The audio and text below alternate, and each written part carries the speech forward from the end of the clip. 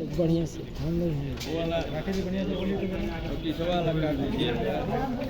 आगे चलिए ना। क्या है पूरा मामला? वीडियो बहुत मामला सीधा है।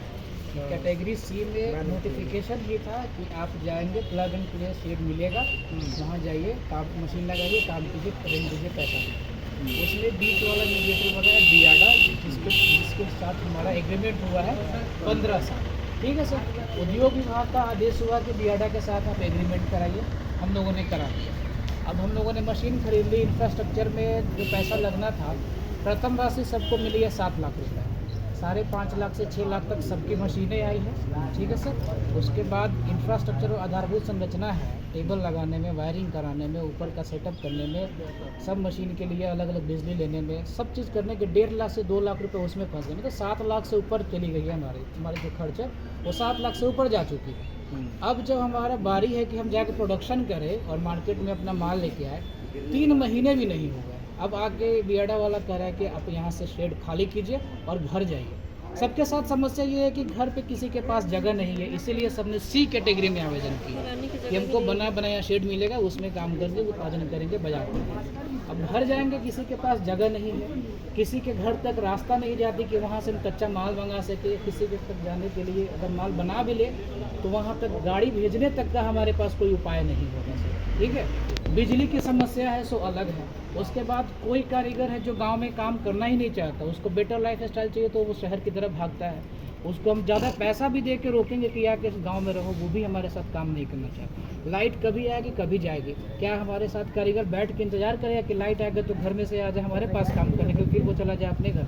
ऐसा हमारे लिए बहुत सारी समस्याएँ हैं और इन किसी भी समस्या का कोई निदान नहीं किया। मैंने एक लाइन बोला है कि जहाँ जाना है आप लोग को जाइए, जिसको कंप्लेन करना है कीजिए, शेड आपको अंततः खाली करना ही पड़ेगा।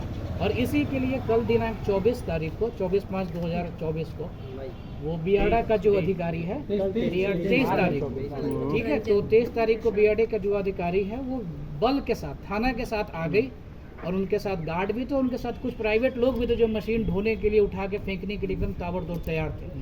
हम लोगों ने विरोध यही किया शालीनतापूर्वक कि सर हम लोग को मत हटाइए, अगर ऐसा कुछ है कि टाइम नोटिस में देके 3 दिन के अंदर खाली करके भागे यहाँ से, सीधी बात। हम लोग को ना तो नोटिस चाहिए, ना ही कोई इसके अलावा ऑप्शन चाहिए। हम लोग को बस वहीं रह के काम करना है।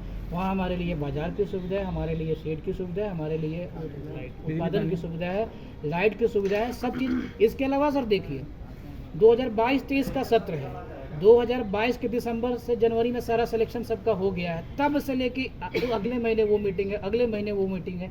सबकी राशि सर जो लेटेस्ट राशि आई है प्रथम किस्त की जनवरी 2024 में आई है। 1.5 साल ऐसे सबकी ज़िंदगी खत्म हो गई। और क्या बताया गया है, जैसे आपको जो नोटिस दी गई, नोटिस में क्या कहा गया? नोटिस देखिए, 1-2 लोगों को नोटिस अभी तक गया है, उसमें लिखा है कि समय उत्पादन नहीं किए हैं इसलिए आपको हटाया जा रहा है। बियाडा के साथ हमारी अगर एग्रीमेंट है तो उनको रेंट चाहिए। हम लोगों ने जितनी सुविधाएं मांगी बियाडा से सबने मना कर दिया। बिजली नहीं लगाने देता है, हम लोग बोलते पानी चाहिए, पानी नहीं मिलता। हम लोग बोलते बाथरूम को चालू करिए, बाथरूम चालू नहीं कराता है। इसके अलावा क्या हुआ कि हम लोग को देर हुई है, तो वहाँ बिजली लगाई है 10 दिन पहले, शेड नंबर B7 में 10 दिन पहले बिजली का कनेक्शन दिया गया है। नॉर्मली आप जब अप्लाई करते हैं बिजली के लिए 5 स्टेप क्लियर होता है तो आपकी मीटर लग जाती है, लेकिन सबका 5 स्टेप क्लियर होकर रिजेक्ट करके होल्ड करके रख दिया गया। अंततः सबने कंप्लेन किया, पटना बिजली विभाग जाके हेड ऑफिस को 4-5 लोग का मीटर लगाया। 10 दिन पहले बिजली लगाई गई है, सबका मशीन वहीं पड़ा हुआ था कि इसका इंस्टॉल नहीं हो पा रहा था लगाने के लिए। अब कारण क्या दे रहे हैं कि समय उत्पादन नहीं कर रहे हैं। हमको बिजली दीजिएगा नहीं, हम उत्पादन कहाँ से करेंगे? मशीन में चल के तो नहीं कीजिएगा। हम लोग पहला तो ये अर्जी देने आए हैं, DM सर को आए हैं, सचिवालय से कल पंकज दीक्षित सर आए थे। हम लोगों ने गुहार लगाने की कोशिश की लेकिन उन्होंने बात करने से साफ मना कर दिया। क्या चाहते इस मामले में? एक ही सर मांग है, हम लोग यथा जैसे हम लोग पड़े हुए हैं वहाँ पे हम लोग को काम करने दिया जाए, उत्पादन करने दिया जाए। हम लोग को रोक टोक नहीं चाहिए और हम लोग को चुपचाप काम करने दिया, वहाँ से भगाने वाने की बात नहीं सोची। जिलाधिकारी से मुलाकात हुआ? नहीं, अभी हम लोग आवेदन लेके ही आप लोग से बात कर रहे हैं। मेरा नाम सर अनुज पासवान। कितने दिन से आप वहाँ पे अपना चला रहे हैं? नहीं सर, हम लोग को सेट जनवरी में मिला है, 12 जनवरी उनके अनुसार डेट है, लेकिन हम लोग के साथ जो है एग्रीमेंट पे साइन दस्तखत हुआ 24 तारीख को, लेकिन 24 जनवरी को है, लेकिन 10-12 दिन बैक डेट में जाके हम लोग से साइन कराया गया बियाडा से। वो सब बातें तो अलग ही है। ठीक,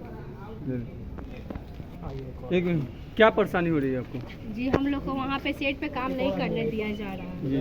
और वहाँ से खाली करने के लिए बोला जा रहा है जो बिना नोटिस के, नोटिस भी नहीं आया फिर भी करा खाली करने के लिए।